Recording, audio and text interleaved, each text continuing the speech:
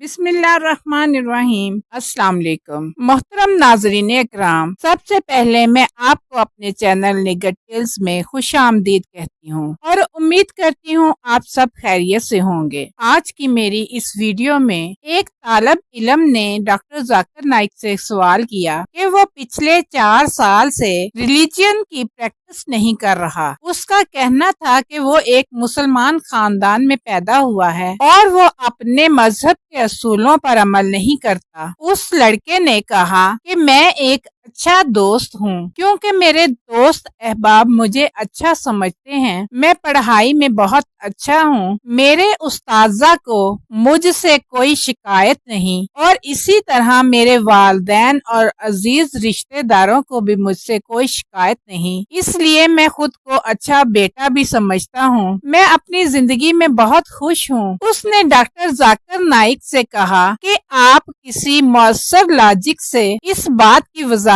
करें कि मेरे लिए मजहब इस्लाम के तमाम असूलों पर अमल करना क्यों कर जरूरी है, यानी कि नमाज, रोजा और वो तमाम अवामल जो एक मुसलमान होने के नाते उसे करने चाहिए। उस तालब इल्म के तमाम सवालात ऐसे सवालात थे जो आज के दौर में हर दूसरे नौजवान का सवाल है। डॉक्टर जाकिर नाइक ने कुरान और हदीस के मुताबिक नहायत उम्दा तरीके से उसके सवालों के जवाब दिए। आइए ये सब डॉक्टर जाकिर नाइक की जुबानी सुनते हैं। जी, मेरा नाम वाजिद एहसास है और मैं एक तालिब इल्म हूँ। डॉक्टर साहब से मेरा ये सवाल है कि मैं पिछले 4 साल से रिलीजन को प्रैक्टिस नहीं कर रहा। मैं एक रिलीजियस पर्सन हूँ और मेरे तमाम मामलात अच्छे चल रहे हैं, यानी मैं एक तालिब इल्म के तौर पर एक अच्छा तालिब इल्म भी हूँ, एक बेटे के तौर पर एक अच्छा बेटा भी हूँ। दोस्तों के में जो मेरा एक मुआशरे में किरदार है या दोस्तों में है वो भी बहुत अच्छा है और मेरे तमाम मामलात भी ठीक हैं। मैं किसी से कुछ लेता हूँ तो वक्त पर वापस करता हूँ। जब मेरे मामलात ठीक हैं तो मुझे क्यों मजहबी होना चाहिए? एक ये और ये है कि मुझे एथीस्ट होने का या रिलीजियस पर्सन होने का क्या नुकसान है जो एक रिलीजियस पर्सन को नहीं है और उसको फ़ायदा है? ये मेरा क्वेश्चन है जाकिर साहब से। और मैं ये कहूँगा कि वो कोई मेटाफिजिकल आंसर ना दें, ऐसा कोई रैशनल आंसर दें जिसका अकल से और जिसकी अप्रोच रैशनल हो। Thank you very much. साहब, आपका नाम क्या है? वाजिद एहसास। वाजिद एहसास, आप मुसलमान हैं? I am not practising religion sir. हाँ, आप मुसलमान खानदान में पैदा हुए लेकिन इस्लाम पे अमल नहीं करते, बराबर? Yes sir, yes. अपने भाई साहब वाजिद मुसलमान खानदान में पैदा हुए, 4 साल से दीन पे अमल नहीं करते, कहते हूँ कि मैं तालिब इल्म हूँ और मेरे मामलात बहुत अच्छे, मैं अच्छे काम करता हूँ, कुछ लेता हूँ तो टाइम पे वापस दे देता हूँ और बहुत खुश है, तो क्यों उसे दीन पे अमल करना चाहिए? अच्छा सवाल है भाई साहब। ऐसे तो बहुत से शख्स है जो बोलते मैं बहुत अच्छा हूं। कई शख्स है। अच्छा होना किसके मयार से? आपके मयार से। हमें अच्छा होना चाहिए खालिक के मयार से। खालिक का मयार क्या है? अच्छा होना वो जो ईमान रखता है, अमल सौलेहात करता है। वतवासौ बिल हक वतवासौ बिस सब्र। भाई साहब का सवाल है, लॉजिकल जवाब दो, लॉजिकल जवाब दो कि मैं 4 साल से दीन पे अमल नहीं कर रहा हूं, बहुत खुश हूं, जो चीज लेता हूं टाइम पे वापस करता हूं, तो आप साबित करो कि क्यों मुझे दीन पे अमल करना चाहिए। जो आप बोल रहे आप बहुत खुश है, वो मेरी खुशी के लिए काफी नहीं है। मैं जानना चाहता हूं कि कितने लोग को आपने सही रास्ते पे लेके आया आपके 4 साल में? कितने लोग आपको मानते? बोलिए मुझे। वाजिद भाई किधर है? वाजिद भाई जी जी सर। हाँ, कितने लोग आपको मानते 4 साल में? 5,000, 10,000, कितने लोग मानने लगे आपको?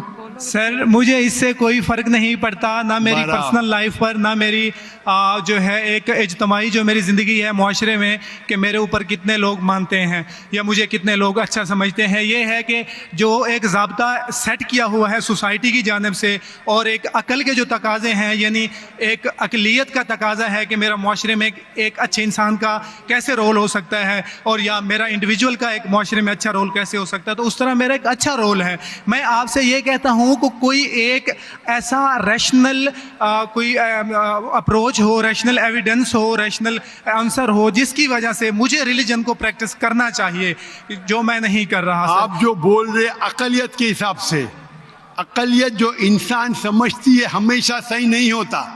आपको पता है पहले दुनिया लोग समझते चपटी है, सैकड़ों साल हजारों साल पहले लोग समझते थे दुनिया चपटी है। जी सर, बिल्कुल ये है कि अब एवोल्यूशन हो रही है। भाई साहब अभी आपका सवाल खत्म हो गया, मेरा जवाब सुनिए आप। जी जी जी। ये डिबेटिंग सेशन नहीं है, समझे आप? यही रैशनल आप समझते हैं। जब सिंपल समझ नहीं सकते आप बोलते आप बहुत एकदम क्या बोलते कंटेंट है। आप इतना नहीं समझ सकते क्या कंटेंट है। आपको सवाल देने का मौका दिया गया है, अभी मेरा जवाब सुनिए। हर इंसान अपने दिमाग से समझता है वो सही है। वो चोर भी अपने दिमाग से सही है समझता है। वो चोर जो चोरी करता है, जो चोर चोरी करता है वो अपने दिमाग से सही समझता है। आप मुझे एक पॉइंट बताओ, एक चोर है, मान लो मैं चोर हूं, मैं चोरी करता हूं, करोड़ों रुपए लोग की चोरी करता हूं। आप एक रैशनल पॉइंट बताओ कि मैं गलत हूं और मैं चोरी छोड़ दूंगा। एक, चलो भाई साहब वाजिद भाई जवाब दो। मैं दुनिया का सबसे बड़ा चोर हूं, जी जी, करोड़ों रुपए चोरी करता हूं। आप एक रैशनल पॉइंट बताओ कि मैं गलत हूं और चोरी छोड़ दूंगा। जी सर, उसकी वजह यह है कि आप अगर चोर हैं और चोरी करते हैं तो आप गलत इसलिए हैं कि आपके अमल से लोगों की जिंदगियों पर जो है मनफी असरात पड़ रहे हैं। मुझे क्या फर्क पड़ता है लोग क्या समझते हैं? मैं तो खुश हूं ना, चोरी करके रोज रोज खरीदता हूं। मुझे क्या, आपको जब मेरे की जरूरत, आप थोड़ी देर पहले पूछे, मुझे फर्क नहीं पड़ता लोग क्या मेरे में, मैं खुश हूं। उसी तरीके से आप लॉजिक पे बात करो, लोग क्या सोचते बात मत करो। मैं तो ये पूछता हूं आप मुझे मंतिक से, लॉजिक से एक पॉइंट बताओ कि मैं गलत हूं और चोरी छोड़ दूंगा। ये मत बताओ लोगों को तकलीफ होती, मुझे क्या फर्क पड़ता है। मुझे तो अच्छा है ना, मैं चोरी खरीदता हूं, रोज रोज खरीदता हूं, बंगला खरीदता हूं, क्या गलत है? लोग को तकलीफ होती, मुझे क्या नुकसान उससे? आपको नुकसान है। आप ये बताओ मेरा नुकसान क्या है? एक दो ने सर आप ये मुझसे मेरे ख्याल में पूछ रहे हैं कि आप खुश हैं, लेकिन मैं आपसे ये सवाल करता हूं कि मेरे सवाल मत रिलीजन को, मेरे सवाल का जवाब दो। मेरा सर यही सवाल है। एक लॉजिकल पॉइंट बोलो साबित करने के लिए। मैं दुनिया का सबसे बड़ा चोर हूं, करोड़ों अरबों रुपए चोरी करता हूं, मैं बहुत खुश हूं। जी, लोग को तकलीफ होती गए बाढ़ में, मुझे तो तकलीफ नहीं हो रही है। इसको बोलते सेल्फ सेंटर्ड। इससे आपने क्या बोले, मैं खुश हूं, मुझे दुनिया की फिक्र नहीं। उसी तरीके से मैं खुश हूं तो आप क्या बोलेंगे, मैं अच्छा इंसान हूं? आपकी लॉजिक किधर गई? एक चीज बताओ, एक दो नहीं, सिर्फ एक। सर मेरे अमल से, मेरे रिलीजियस होने से, आपके अमल की बात नहीं कर रहा हूं मैं, मेरी चीज की बात कर रहा हूं। भाई साहब आप अगर जवाब नहीं दे सकते तो बोलो, मैं जवाब नहीं दे सकता हूं। आप मुझे एक चीज लॉजिकल बताओ जो मेरे लिए नुकसानदार है। अच्छी बात है, मैं चोरी कर रहा हूं, मुझे दुनिया की फिक्र नहीं, मुझे मेरी अपनी फिक्र है। एक लॉजिकल बताओ। आप 4 साल से कर रहे, मैं 10 साल से कर रहा हूं। आप तो आपकी हालत देख के मुझे अफसोस हो रहा है। मेरी हालत तो बहुत अच्छी है भाई, मेरे पास अरबों रुपए का घर है, अरबों रुपए की गाड़ी है मेरे पास, नौकर चाकर है। आप तो सिर्फ तालिबे इल्म है भाई, कौन अच्छा आप या मैं? इसीलिए लॉजिक, आप ऐसा बोले क्या मुझे दुनिया की फिक्र नहीं, तो मैं आपसे अच्छा ना। अगर दुनिया की फिक्र है और मंतिक से सोचो जो जवाब है, नहीं मुझे बाकी लोग की फिक्र है, मैं खुश हूं, तो हर गलत आदमी बोलेगा मैं खुश हूं, आपके पास जवाब ही नहीं रहेगा जैसे आप बोल रहे। मंतिक से सोचे तो मेरे कई तकरीर है, मंतिक से सोचे तो आदमी खुश कौन है। अभी आपके जवाब पे आता हूं। आपने जो डायलॉग मारे ना मुझे लोग की फिक्र नहीं, उसमें तो फंस गया। एक बता नहीं सके मुझे, एक, और बताएंगे भी तो उसका आप बोलेंगे पुलिस पकड़ेंगी, पुलिस मेरे खीसे में, मैं सबसे बड़ा माफिया है, कौन अटैक करेगा, मेरे पास पीछे पे बॉडीगार्ड है। मेरी पूरी तकरीर है इसके ऊपर। अभी मैं आता हूं आपके सवाल पे। लोग अक्सर समझते हैं कि पैसे से अमन मिलता है। आपको पता है कि जितने दुनिया में टॉप 10 रिचेस्ट मैन हैं, 10 में से 8 का तलाक हो चुका है। टॉप 5 में सबका तलाक। कई रिच मैन के बच्चे लोग ने कंप्लेंट किया अपने वालिद के बारे में। क्या हैप्पीनेस, क्या हैप्पीनेस।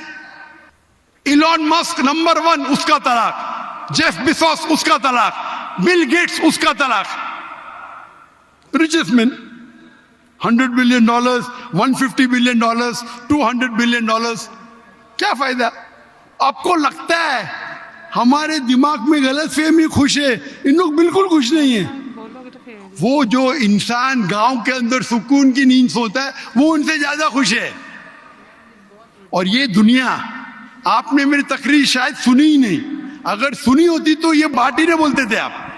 मेरे तकरीर में मैंने कहा हूं कि ये दुनिया हमारे लिए इम्तिहान है आखिरत के लिए। आप जब आखिरत में मानते ही नहीं तो आपको क्या पता।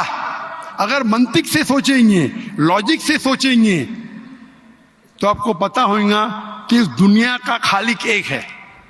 आप मेरी वीडियो का सेट सुनिए, डज गॉड एग्जिस्ट।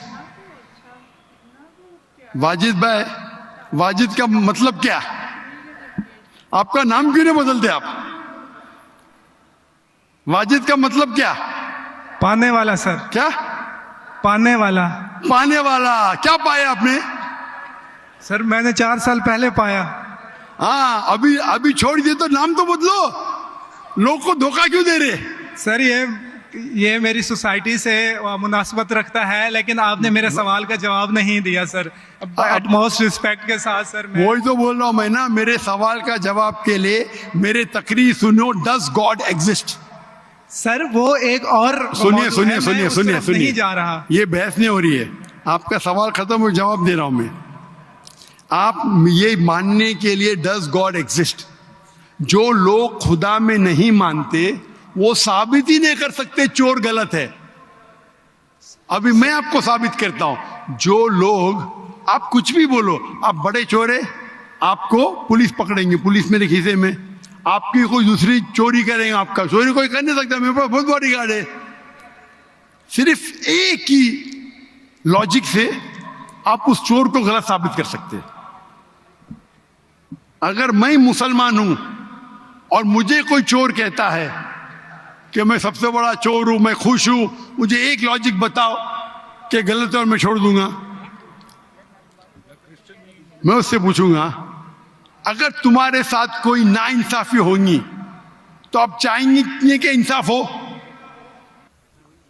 भले आपके साथ कोई चोरी नहीं कर सकता, मान लो,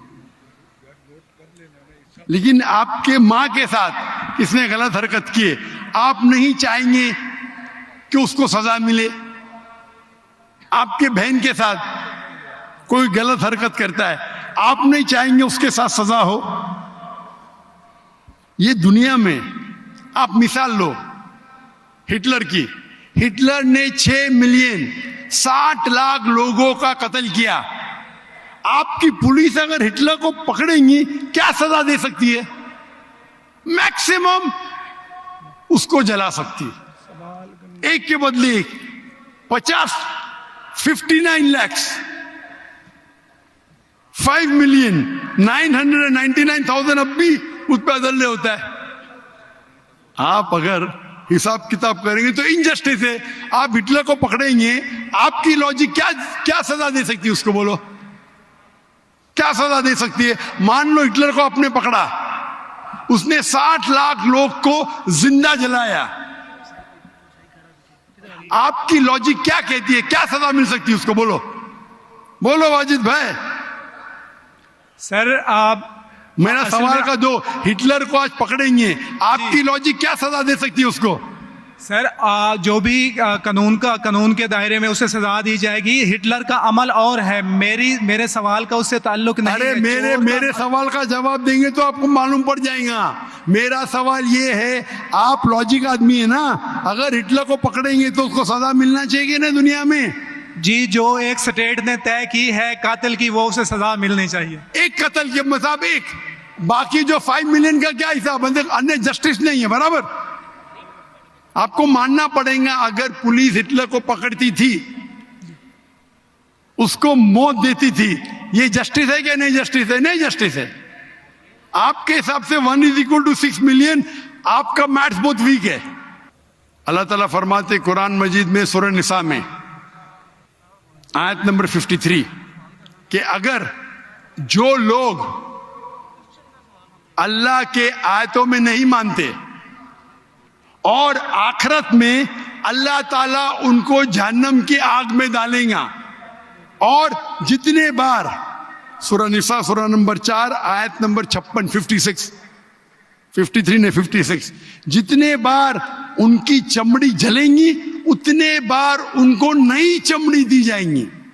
आज साइंस कहती है कि दर्द होने के लिए चमड़ी के अंदर पेन रिसेप्टर है, पहले नहीं पता था। अगर आपको सीवियर बर्न इंजरी होती है तो डॉक्टर लेता है सुई और टोचता है। अगर आपको दर्द होता है तो डॉक्टर खुश है, यानी डीप इंजरी नहीं है। अगर आपको दर्द नहीं होता डॉक्टर को अफसोस होता है, डीप बर्न इंजरी, आपकी एहसास के पेन रिसेप्टर्स मर गए। तो अल्लाह ताला फरमाते हैं कि जो लोग अल्लाह के खिलाफ है और अल्लाह का कहना नहीं मानते, अल्लाह ताला उनको दोजख की आग में डालेंगे, और जितने बार उनकी चमड़ी जलेंगी उतने बार नई चमड़ी देंगे ताकि वो दर्द का एहसास कर सके। तो अल्लाह ताला आखिरत में हिटलर को 6 मिलियन टाइम, 12 मिलियन टाइम भी जला सकता है। ये अदल हुआ कि नहीं? हाँ कि नहीं? हमारे दुनिया में अदल हो ही नहीं सकता। तो इसीलिए चोरी खराब है तब मानेगा जब उसको मालूम पड़ेगा आखिरत है, हमारा खालिक है। विदाउट आखिरत आप साबित ही नहीं कर सके चोरी करना खराब है, बलात्कार करना, जिना बिल जब्र करना हराम है, आप साबित ही नहीं कर सकते। सिर्फ उस वक्त साबित कर सकते जब आपको पता लगेगा कि आखिरत है, हमारी इस जिंदगी के अलावा और एक जिंदगी है। और ये अदल सिर्फ तब हो सकता है जब हमारा खालिक है, हमारा मालिक है। और सिर्फ खालिक होना काफी नहीं है, खालिक के साथ आखिरत होना जरूरी है। अगर आखिरत नहीं है तो आप साबित ही नहीं कर सकेंगे कि चोरी करना खराब है, बलात्कार करना, जिना बिल जब्र करना हराम है, किसी का कत्ल करना हराम है। साबित ही नहीं कर सकते, आपके पास लॉजिक ही नहीं है। तो आप जो बात कर रहे 4 साल से आप खुश है, आपकी खुशी टेम्परेरी है, मेन खुशी तो है आखिरत।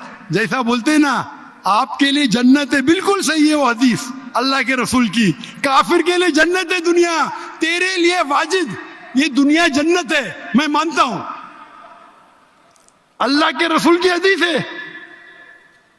अगर तू कहता है कि तू इस्लाम छोड़ दिया, मतलब काफिर है, मुर्तद है, बराबर की नहीं, और डंके की चोट पे ऐलान कर रहा है, शर्म भी नहीं आती। एक तो गलती करता है, डंके की चोट पे ऐलान करता है।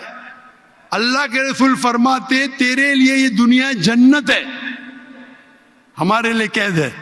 आखिरत में दोजख में जब जाएगा, अंगार लगेंगी पांव पे तो ब्रेन विल बॉइल, भेजा उबलेगा।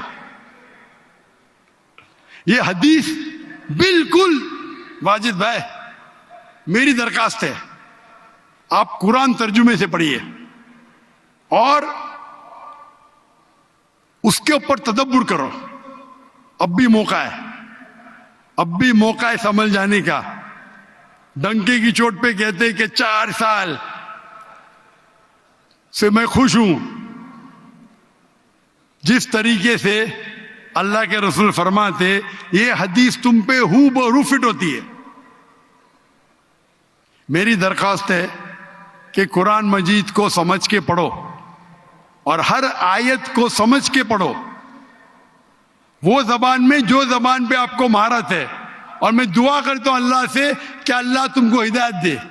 अगर आप माफी मांगे और सही रास्ते पे आ गए, फिर से मानने लगे कि अल्लाह एक है, अल्लाह के अलावा कोई भी माबूद नहीं है और अल्लाह के आखिरी रसूल मोहम्मद सल्लल्लाहु अलैहि वसल्लम है, इंशाअल्लाह आपको आखिरत में निजात मिलेंगी, वरना आप खसारे में रहेंगे।